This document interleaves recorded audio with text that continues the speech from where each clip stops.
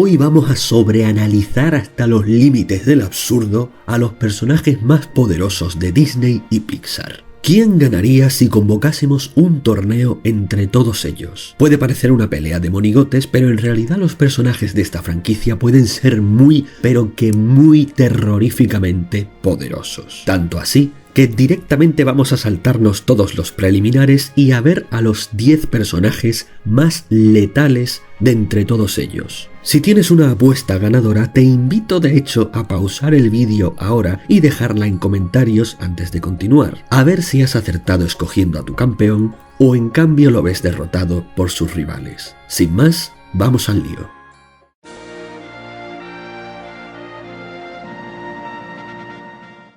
Quien abre este torneo es insospechadamente Isabela Madrigal. Y es que aunque su don parezca inofensivo, no podríamos estar más equivocados de pensarlo así. Ella no solo es capaz de generar flores de la nada, sino que posee pleno control de cualquier tipo de plantas, hasta el punto de que con el mínimo esfuerzo puede hacerse casi intocable.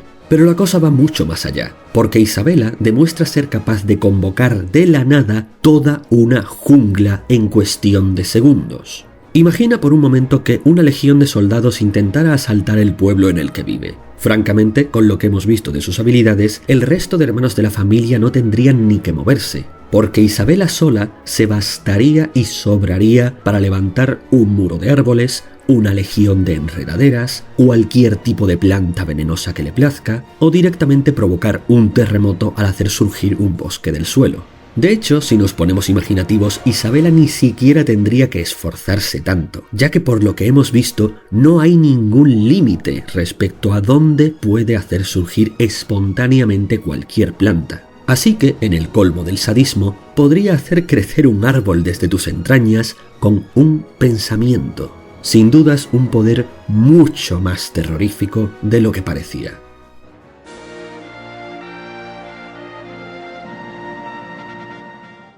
En una escala muy similar a Isabela tenemos a la reina Elsa. No hay que dar muchas explicaciones sobre su poder, ya que la película lo explora bastante. Elsa no es solo capaz de generar espontáneamente cualquier cantidad de hielo y de cualquier forma que ella imagine. También puede convocar tormentas letales, congelar todo un fiordo sin apenas esfuerzo e incluso crear vida de la nada con un simple gesto. Si ella quisiera, podría levantar un ejército de golems de hielo con un chasquido de dedos, aunque francamente podría deshacerse de cualquier ejército simplemente invocando una tormenta mortal o congelando en cuestión de segundos a todo cuanto la vista le alcance o más.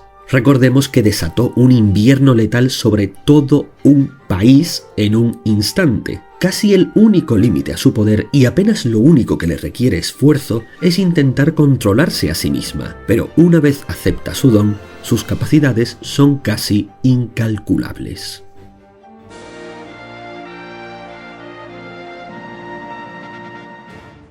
TK es directamente una diosa. Solo estamos en el puesto 8 y ya hemos llegado a estos niveles. Podríamos medir su fuerza y resistencia equiparándola a la de los titanes griegos. No es invulnerable por decreto divino, se la puede dañar, pero su magnitud es tan colosal que enfrentarse a esta monstruosidad de fuego y lava, casi del tamaño de una isla, es prácticamente un suicidio, incluso para los puestos anteriores. Isabela se estaría enfrentando a su enemigo natural, y en cuanto a Elsa, podría ofrecer un mayor desafío para TK. Pero el problema es que la potencia de fuego de TK es la de un volcán activo. Podría verse disminuida por una gran tormenta de Elsa, pero no se extinguiría. Y por si fuera poco, TK es prácticamente una montaña viviente, mientras que Elsa, por muy poderosa que sea, tiene la resistencia física de una humana. Así que un solo golpe de TK o un paso en falso le supondría una derrota instantánea. Ah, y por si fuera poco, las anteriores no dejaban de ser humanas vulnerables a la enfermedad, el hambre y la vejez, mientras que a partir de TK y en adelante, ninguna de estas minucias mortales volverá a ser ningún problema.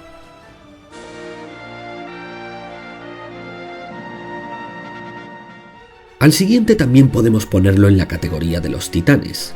Realmente sabemos poco de Chernabog, pero por lo que hemos visto de él, para empezar tiene proporciones colosales. y de hecho vive dentro de un volcán de fuego sobrenatural, por lo que ya de entrada tiene como mínimo la misma resistencia que TK o tal vez más, ya que claramente es invulnerable al fuego. En cuanto a su poder, no solamente podría rivalizar con TK tanto en fuerza como en resistencia como en potencia de fuego, sino que además Chernabog tiene obvios poderes sobrenaturales que van más allá de las meras fuerzas de la naturaleza. Por si fuera poco, es capaz de convocar un ejército casi interminable de demonios, fantasmas y criaturas de ultratumba. Imagina al ejército de no muertos del Señor de los Anillos, asfixiando como una marea de miasma todo el campo del Pelennor y Minas Tirith en unos instantes. Ahora imagina todo esto cayendo sobre TK, siendo invulnerables a sus ataques ya que ni siquiera están vivos, y con el propio Chernabog respaldándolos.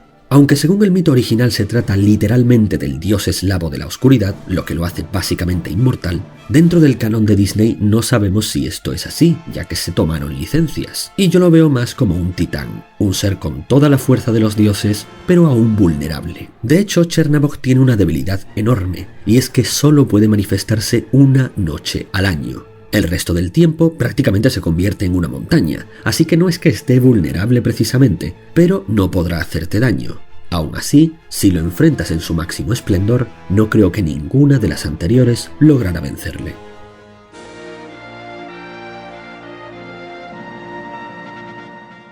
Si existe un depredador natural para los titanes, ese es Hércules. Quizá a simple vista solo parezca un metahumano con fuerza sobrenatural, pero lo cierto es que Hércules ha demostrado ser capaz de derrotar a varios titanes a la vez, por lo que ahí donde lo ves, ni TK ni Chernabog serían rivales para él. Técnicamente, mientras es un semidios, no sabemos si es vulnerable a una enfermedad letal según el canon de Disney, pero según su arco hubo un momento en el que ni siquiera esto podía afectarle. Su única debilidad física podría ser en todo caso la vejez, ya que lo hemos visto madurar y no hay motivo para pensar que sea eternamente joven. Es cierto que eventualmente se transformó en un dios y eso ya sí que lo hizo invulnerable no solo a cualquiera de los esfuerzos de los anteriores puestos por dañarle, sino que también lo hace inmortal por decreto divino. No obstante, él mismo eligió seguir siendo mortal, así que no tendremos esto en cuenta. Sus rivales titánicos podrían esperar a que Hércules fuera lo bastante viejo como para derrotarle, y esa sería su ventaja, pero tendrían que pasar décadas escondiéndose de él. Si le dan una sola oportunidad a Hércules de encontrarlos mientras aún es joven, no tendrían nada que hacer contra él.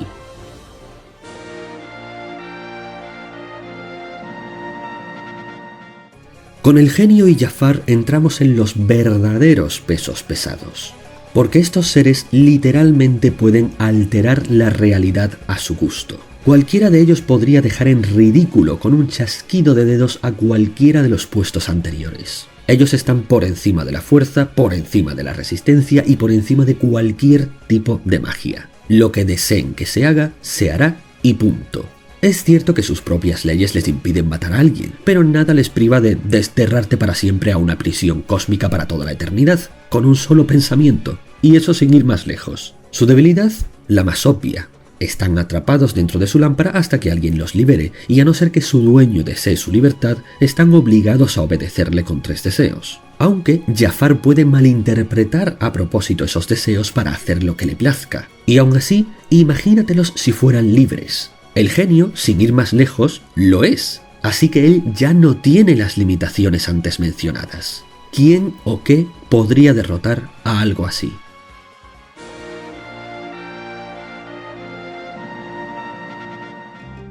Hades es un dios, y por lo tanto no solo cuenta con un poder sobrenatural de categoría divina, sino que además es inmortal e invulnerable a cualquier daño excepto el de otros dioses o los titanes. Es decir, que esto lo deja en una categoría distinta incluso a la magia de los genios. No se le puede dañar con ningún hechizo ni ningún golpe a no ser que éste sea de categoría divina. Pero de entre los dioses olímpicos, según las profecías, él está destinado a rebelarse contra el resto y gobernar todo el cosmos. Sí, en las películas Hércules lo derrotó, pero eso fue por exigencias del guión, ya que realmente Hades debería haber salido victorioso. De no ser porque le pudieron las prisas, Hades podría haber conseguido fácilmente su objetivo de gobernar el cosmos. Una vez se alineen los planetas, le basta con liberar a los titanes y conquistar el Olimpo. El único que podía impedírselo era Hércules. Pero pasa una cosa, y es que estos eventos cósmicos como la alineación de los planetas son cíclicos, no ocurren una sola vez. Y resulta que Hércules es mortal.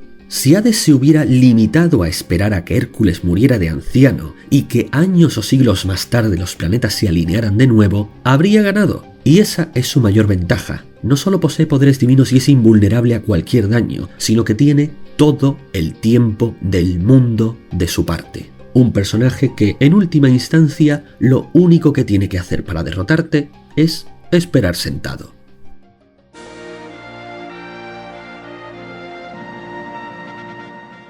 Si te parece extraño que una deidad como Hades esté en el puesto 4, más extraño todavía te parecerá que quien está por encima de él ni siquiera es un ser inmortal. Es más, ni siquiera posee fuerza sobrehumana ni conoce ningún tipo de magia. Se trata de un ser humano corriente y moliente, salvo por un detalle: su extraordinario intelecto. Un intelecto que le ha armado con una cantidad casi infinita de inventos de tecnología hiperfuturista. Pero ni todo esto sería suficiente para enfrentarse a un dios olímpico, ni siquiera para aguantarle un asalto. Entonces, ¿por qué Cornelius Robinson está en este puesto? Muy simple, por el mejor de sus inventos: el viaje en el tiempo. Y es que, a diferencia de deidades como el dios abrahámico, que existió desde siempre y por lo tanto no tiene ni principio ni fin, tanto Hades como el resto de dioses olímpicos nacieron alguna vez. Por lo tanto, se puede viajar en el tiempo para evitar su nacimiento. Sí, una estrategia bastante sucia, pero una posibilidad real al fin y al cabo. El cómo Cornelius se las apañaría para evitar que Hades naciera ya quedaría a cargo de su tremendo intelecto, por lo que podemos apostar a que sin duda alguna daría con la estrategia adecuada. En cuanto a los genios, por cierto, en ningún momento hemos visto que sean capaces de viajar en el tiempo, por lo que esta estrategia estaría reservada solo para Cornelius. O quizás para alguien más.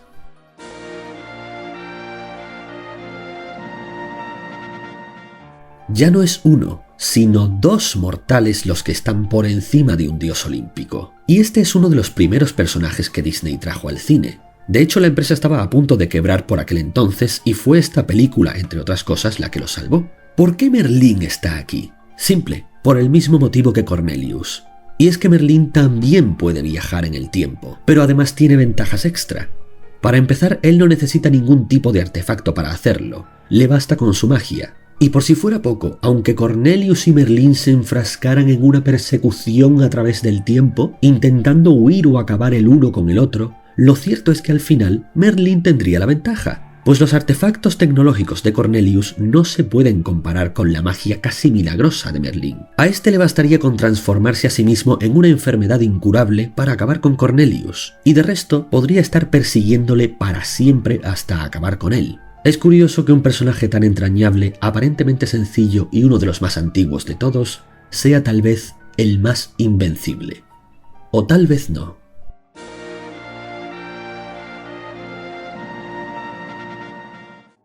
A dioses como Hades, aunque no se los mate, se los puede neutralizar temporalmente, o incluso impedir que nazcan. Pero en cambio, con Terry y Jerry no existe un lugar, ni una dimensión, ni un tiempo, ni un plano existencial en el que puedas contenerlos. Terry y Jerry no tienen límites de ningún tipo, así que son incapturables física, mágica e incluso existencialmente hablando.